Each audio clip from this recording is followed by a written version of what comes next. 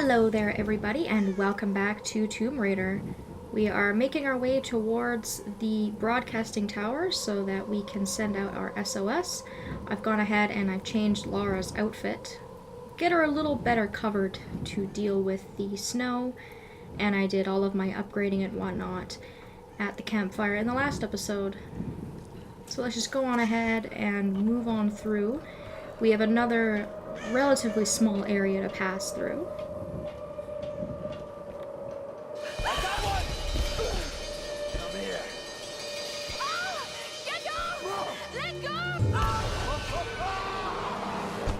And unfortunately, because that guy went ahead and tried to sneak up on us, there's no way that we can stealthily make our way into this next section. So we're gonna have to defeat these guys.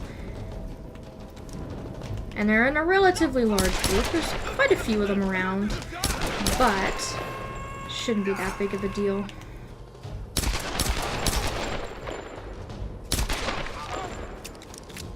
Just take it one at a time. I'm gonna save the looting of the corpses and stuff like that until after, just because I don't want to leave myself open to attacks. Knock that guy off the zip line. That's usually an instant kill. The fall usually kills them. So if you can get those guys, I would recommend doing that. Not only because it's kind of comical and funny, but it also kind of gives you an advantage, and there's an achievement for knocking off, I want to say 5 guys off the zip lines.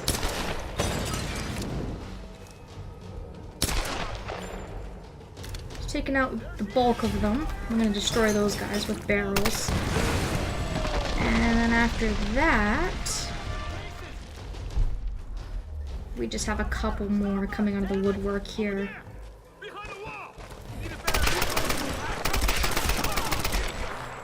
Are you guys done?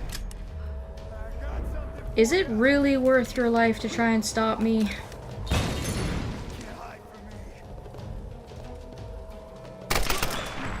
Getting some additional experience for headshots too, which is also really nice.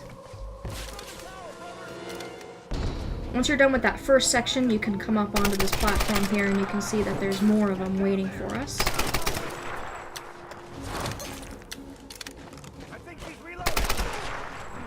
You have the opportunity to knock more of them off the zip line as they come up. You've got a couple guys throwing Molotovs. A little bit of a mix of different enemies. I recommend taking care of the little guys first before you jump down, because when you jump down you're going to have to fight a new foe. I wouldn't call it a mini-boss. It's not particularly difficult in my mind. It just takes a little bit of patience. But we do want to kind of take care of these guys first, just because they're sort of in the way. There we are. Alright. We got some ammo down here that you can pick up. If you've got time, you can also loot the bodies.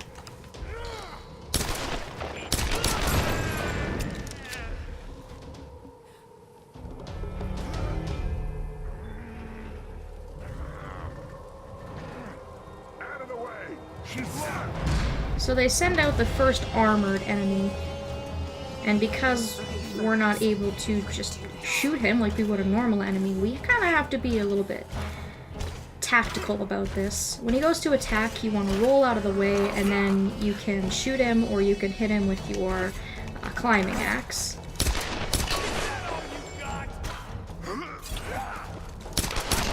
I would recommend using your climbing axe. It's much easier.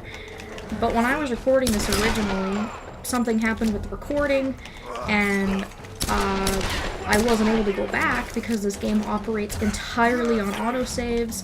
My practice file is ahead of where I was, so I had to actually replay the game up until this point, which is why I can't use my climbing axe as a weapon. But that is a much faster way than trying to dodge around that enemy and then shoot them with a gun. And you do get some upgrades on one of your skill trees later on that make taking those guys out much, much easier and much more effectively. So now that we're pretty much done in this area, we have no more enemies to fight. Now we can kind of just take our time and look around. I'm going to be getting all of the collectibles. There's just a couple of things to pick up. There's also going to be some salvage and, you know, a couple of other things.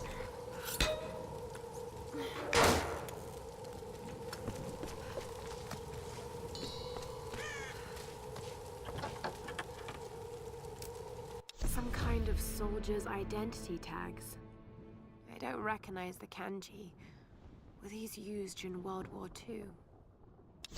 So you definitely want to go behind this locked door here, because you will find one of your relics. You can also jump down, and this acts as a shortcut if you want to come down for whatever reason.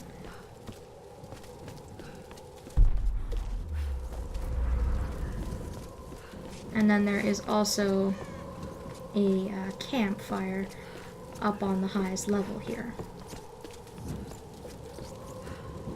And we have another one of Matthias's journals.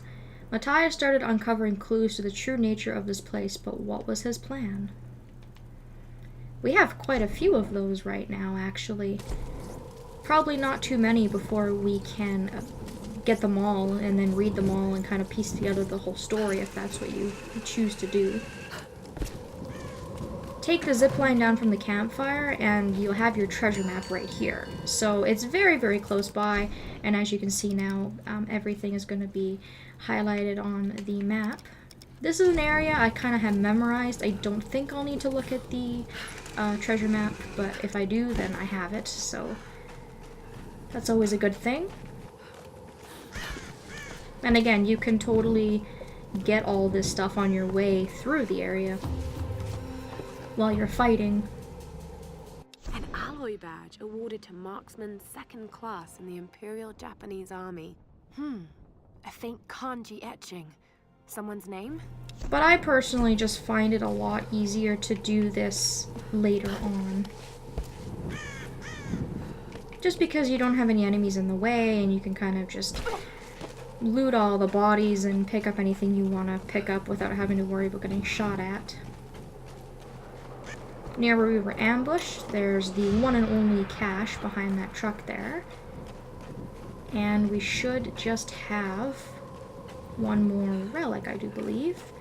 And it should be in this tower here where we use the explosives.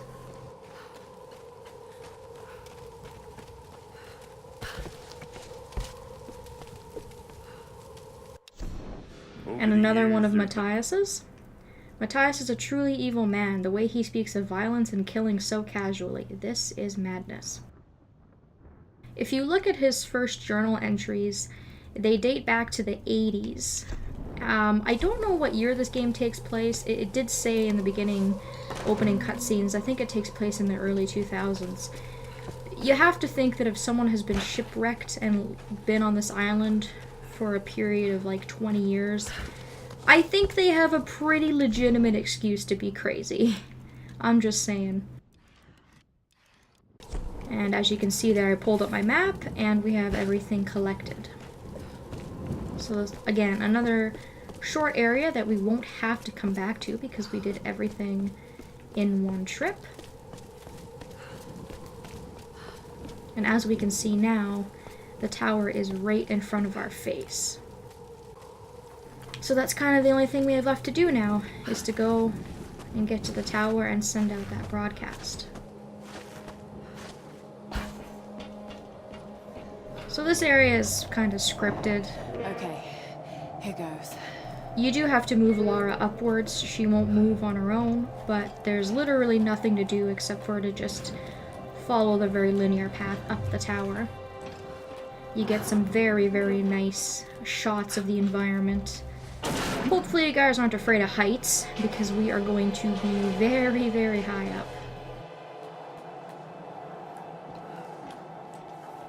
She's not even wearing gloves. Her hands must be freezing.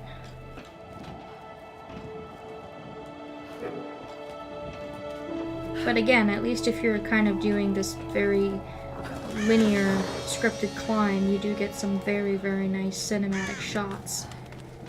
which is nice. I do like it when games do that kind of thing, because often there's a lot of work that goes into the environments of a game and they're not necessarily always shown off. So I think it's really nice when they do things like this. It gives kind of a nice depth to the world that you're in, and you just get to kind of enjoy it. So we're almost there. Just have this last little bit here.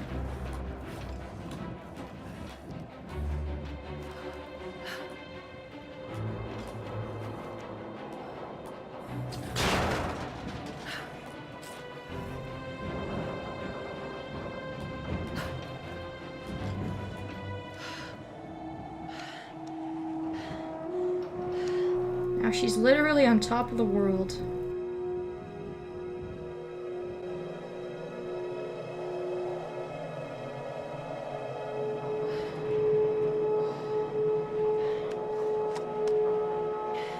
Alex? Lara! I'm at the panel. Okay. The tower should boost the signal from the transmitter. Okay. Alright, find the emergency channel and get a clear signal on your radio before you broadcast the SOS. Hey, we got everything crossed for you down here, LC. Thank you. So now all we have to do is just tune the radio and find the clearest channels possible. Tuned to the International Emergency Broadcast Response System. Please identify your situation and location coordinates and stand.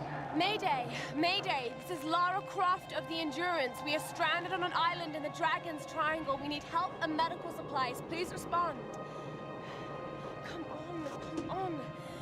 Mayday! Mayday! This is Lara Croft of the Endurance. This is aircraft Nautilus 177 Alpha.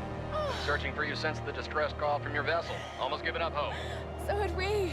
Got your approximate position. We could sure use a visual. I'll figure something out. We'll be heading your way soon. Now. Lara Croft, you are my hero! Hey, you know, Reyes actually just cracked a smile. Right. Need a signal. A fire. Fuel, flames. I can do that.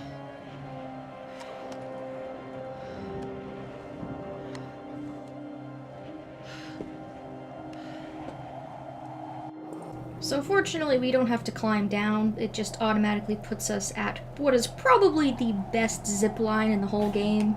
You just go straight down and you drop into this new area. I don't know why, but I just really love that. That's one way to get down. I think I'm gonna stop it here. We achieved our goal and now rescue is coming. We just have to let them know where we are, and hopefully that is going to end well for us. Crossing our fingers. We will see what happens in the next episode. Thank you so much for watching, and I hope that I will see you next time.